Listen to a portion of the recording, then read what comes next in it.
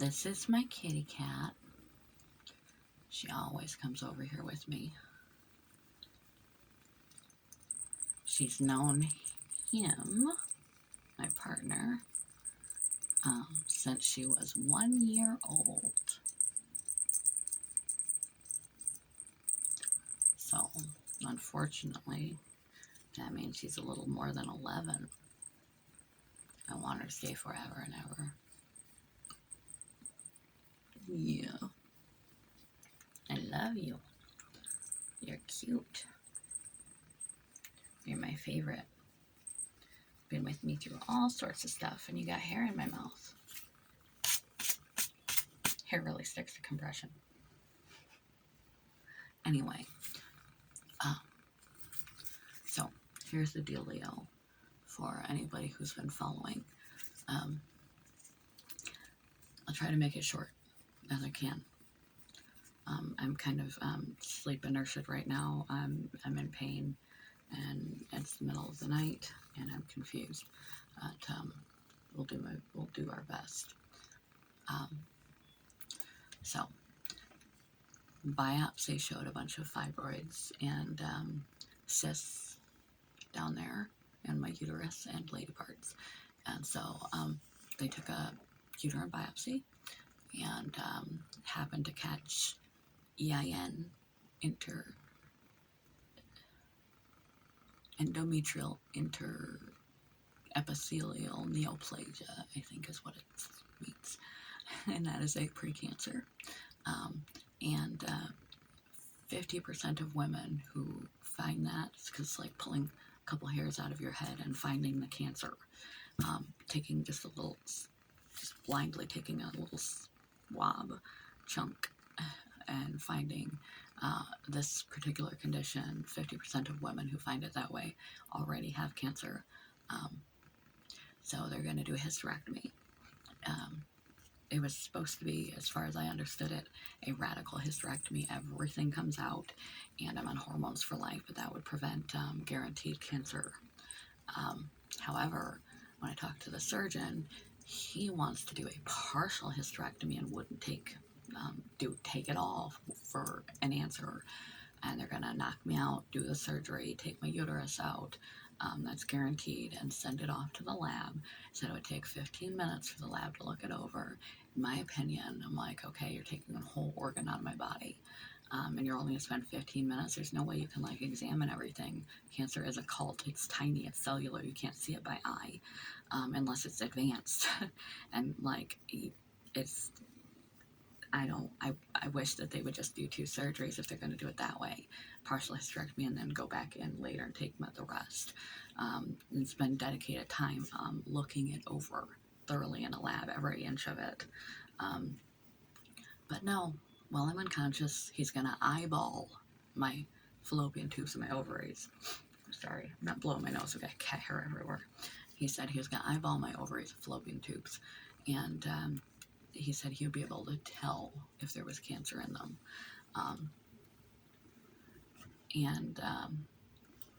Then the lab will spend 15 minutes total. He said from the time I call them that I've got it out, it gets over there, they look it over, and they call me back. It'll be 15 minutes total. So they're really only going to look at it for 10 minutes and decide if I have anything more than EIN going on. If I do, out comes my fallopian tubes, out comes my ovaries, and out comes lymph nodes surrounding that area. So I could have lymphedema. I will have to be on female hormones the rest of my life, etc. But I would be cancer-free, hopefully, unless it is metastasized, and I would need chemo and radiation. And they can tell by grading the cancer if they find it, if it's already spread elsewhere. Then I'll get a PET scan and the whole 9 yards. But there's that. But because I have HHT, hereditary hemorrhagic telangiectasia, that has me having AVMs in my lungs and various other organs in my body, the 2 in my brain, etc., etc.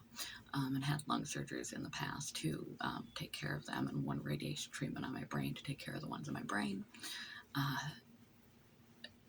They want, and I had a cortisol draw that's as low as someone with Addison's disease, and so they want to have me have clearance from the endocrinologist, have clearance from the neurosurgeon, have clearance from the pulmonologist specialist. My God, Kitty, you got hair on me everywhere, like breathing in up my nose. That from the pulmonologist for my lungs, and so I contact them, chase them down. They're specialists. You can't just call them. It took me forever to just even be able to get a hold of them. And I'm working in a 3-month window. The gynecologist gave me 3 months. He said, I need 3 months. I've got to start treatment, aggressive DNCs and hormone therapy. And so I had to track down these specialists, get them to understand just via emails and repeat telephone calls and stuff what's going on. And that took about a week and a half, and I finally made some groundwork and got appointments in and stuff. And they all wanted extra labs and tests before they, to follow up on their stuff before they just gave a clearance.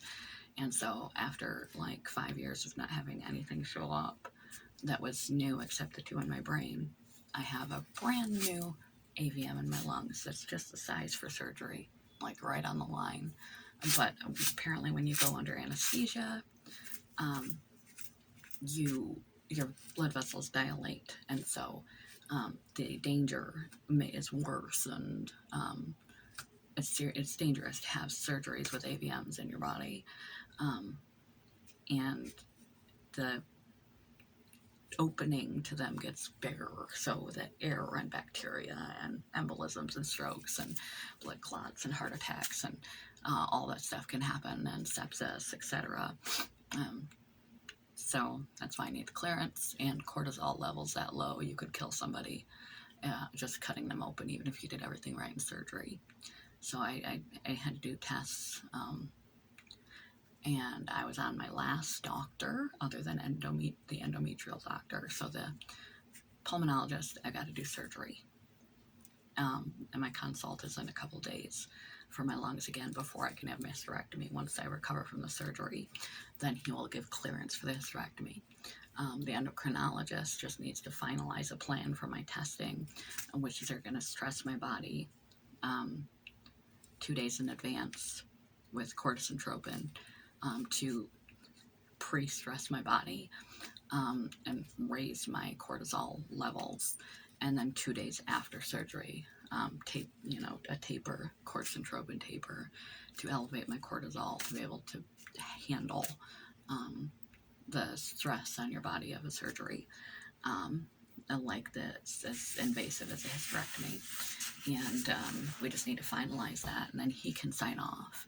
And then my neurosurgeon needed an MRI to check and see if there was any issues from the radiation treatment and how big the AVM channel was. And everything appears to be fine. They said on that regard, I have edema and brain swelling and stuff going on right now, right around where they radiated. And that's to be expected. I just, be blasted my brain with radiation. It's going to kill slowly over 2 years, shrink my AVMs and to shrivel them and die. But it takes 2 years. We're 6 months out now. And because it's so slow, you have to wait about 6 months, and that's usually when side effects and negative things come from a brain radiation treatment. Not immediately. It's months later you start having bizarre neurological symptoms and things. And so far so good. And they gave me the clearance. They said, as far as that's concerned, everything seems to be healing and going in the right direction. You have brain swelling and stuff, but that's to be expected because you had radiation treatments on your brain. But they're all in the area of your AVMs, and your AVMs are smaller, and it doesn't look like anything abnormal. However, so they were going to give me clearance, and I don't need to have neurosurgery, which is great. I had a sign show up on my MRI that I had a feeling I knew what it meant, and I Googled it, and Google Doctor told me some information, and it didn't make sense because it was like hepatic encephalopathy. encephalopathy is kind of like you go nuts. It's central nervous system disorder of swelling, like myalgic encephalomyelitis, swelling of the spine and brainal cord and spine, spinal cord and brain. Hepatic encephalopathy is when you have like swelling and edema, water on the brain, in a particular spot. If it was bilateral, so they didn't think it was an artifact from just a bad image. Step 1 liver function test, which I'm waiting for it to come back right now. If my liver functions have risen, my enzymes have risen, no lung surgery, no hysterectomy until they figure out what's going on with my liver. So I'm crossing my fingers that the lab that I just had drawn shows fine liver enzymes levels, that it's functioning okay. Then I can have my lung surgery, recover from that. Then I can have my hysterectomy and face what may result from that. If I have raised liver enzymes, I can't do either surgery, and I have to go to the specialist to try and figure out what's going on with my liver. And that forestalls. An imminent potential cancer continues to do its thing in my body. Non-preventable, guaranteed.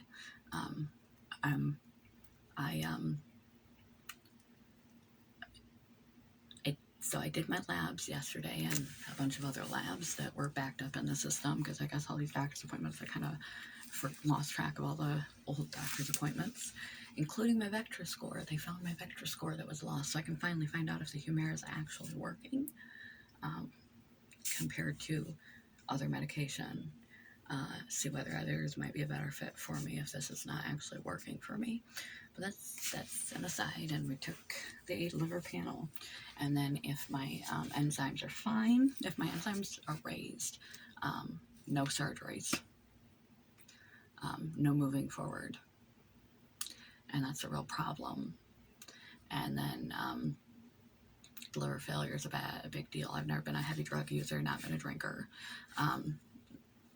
Not anything. It's, the worst I've done to my liver is probably these medications I've taken the last 2.5 years, as I've been sick about 3 years now. The amount of medication that I take is about the most harmful thing in my liver. So there should be no reason for it. And I don't eat incredibly terribly, so I don't have fatty liver. I shouldn't have cirrhosis. I don't have HEP. I've been tested in order to stand biologics for RA. You have to get tested for all the HEPs and all that kind of crap, because your body can't handle a biologic if you have any of that. And so there's no reason. There's 3 reasons why you can get hepatic encephalopathy, which happens secondary to liver failure, is acute idiopathic liver failure, when it just stops working and they don't know why, in a completely otherwise healthy person. Cirrhosis, which there's no reason I should have. And the third is shunting, and that is when blood is directed away because a vein-to-vein connection is pumping liver blood elsewhere, and so the liver can't circulate the blood like it needs to. Bad toxins and everything are getting back into your system and not being filtered through the liver because it's diverting blood away from the liver. The liver is one of the organs HHT can affect commonly, and it has not been looked at. Everything else has been looked at in me, and we are where we are.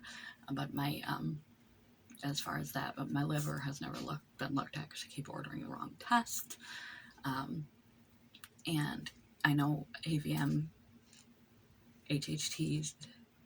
from HHT can cause shunting, because when they first found it, the vein in my chest from between my lungs and my heart, not the artery, the vein, like your wrist, the blue ones, the little tiny ones you can see on your skin, that's a vein. They're supposed to be small. Was so big, the surgeon said he could fit his 2 fingers into it. He said, it was just, it could have happened at any moment, massive rupture. But it was big enough that it shunted blood. My blood was back flowing from my heart into my lungs. And that caused all sorts of crazy symptoms. They thought I was just crazy at first, and meanwhile I had a ticking time bomb in my chest ready to blow. And during that surgery, they found 5 more. But that can happen in your liver. That's called shunting, when there's a connection of some type that is directing blood flow away from a vital organ. It causes organ death and damage, and the organ can't do its job. Our liver filters our entire blood system out of toxins and stuff, and so if your blood is being diverted away from the liver and back into the system, it's bypassing its filter. So that can cause it to build up, toxins and things to build up in your system, cause hepatic encephalopathy without actually having underlying liver damage. So if they come back fine, next step is, as far as I know, do the surgery on my lungs within the next week or two, and then call the oncologist, have them mail out all the clearances, and the U of M team will send back all the information and details about their precautionary notes for my surgeries. And then I will have the hysterectomy. I may or may not wake up with my uterus or the whole thing gone. I don't know, won't know whether I have cancer or not till I wake up. And we'll go from there on that. And then I gotta double back and also be following up on my liver and have another MRI to make sure the same finding shows up, and try to track down what it is. And for me, because I have this genetic disorder, it's likely an AVM in my lung or in my liver. If not that, I don't know what it could be. But if my enzymes are okay, I'm okay for surgeries. So I'm hoping my enzymes are okay, because that means I'm not having a problem. But they're still going to have to do, and I don't even know if they can do surgery on the liver to fix that, to fix an AVM in the liver. The last I knew when I was diagnosed, which was granted 8 years ago, things might have changed. I did a lot of research on HHT, Osler-Weber-Rendu syndrome, and as far as I knew, something on the liver. If you had a big aneurysm in your liver, it was pretty much a death sentence. They can't do anything with it. They can't operate. They can't fix that the way they can in some other places. So I don't know what will happen, but we'll follow up on that and get my upper and lower GI, and potentially more genetic testing for Lynch syndrome, and what type of HHT I have. If I have the kind that gives you the fibroids, because I'm a very lumpy person, colon polyectomies that had precancer in them, a bunch of fibroids in my uterus. Lynch syndrome causes uterine and colon polyps, and precancer risks, and the type of HHT you have, one is prone to colon polyps, a lot of them, and colon cancer as well, as part of the genetic condition, besides the veinage issues. So that's where we're at right now. I'm waiting on the lab to come back and them to give me the information of whether they've cleared me or not. And I have my consult for surgery. I do my surgery, contact the oncologist, let them know that when I'll be recovered from surgery, and when do they think is a good time to commence another big surgery, and they can fax the clearances to all the doctors once I see the endocrinologist too, and get their instructions and stuff, and do my hysterectomy. Like I said, come what may, as a result of that, we don't really know yet. And then if I'm not, which I really hope I'm not, the C word or anything, I hope I was caught in enough time. I want to do my post-op stuff at U of M. They offered me to do all of it there, which I was down for. But after speaking for the referral to the guy, he said he thought that I was in good hands with the person that I was with. He knows him and thinks he's an excellent at what he does. So he might not have had a great bedside manner and gave me a sort of a, but apparently the specialist thinks that there, but he was said she's more than welcome to do her follow-up here because I don't like the follow-up plan of the oncologist, gynecologist here. So I'm going to go to U of M because I would definitely want a PET scan, even if all they found was precancer, because they found precancer in me twice. And it would be nice to know that that's not what's going on anywhere, and why I've been so shit for the last couple of years.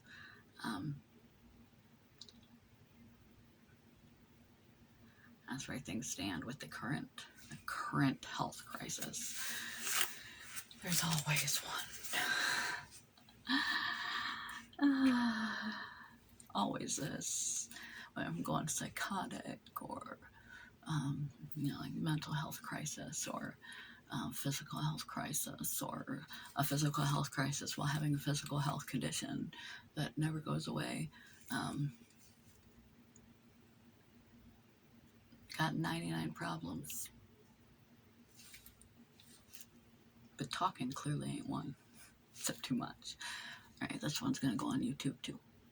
Peace. My phone is still gonna be out of memory. Love you guys. Good morning. Goodbye.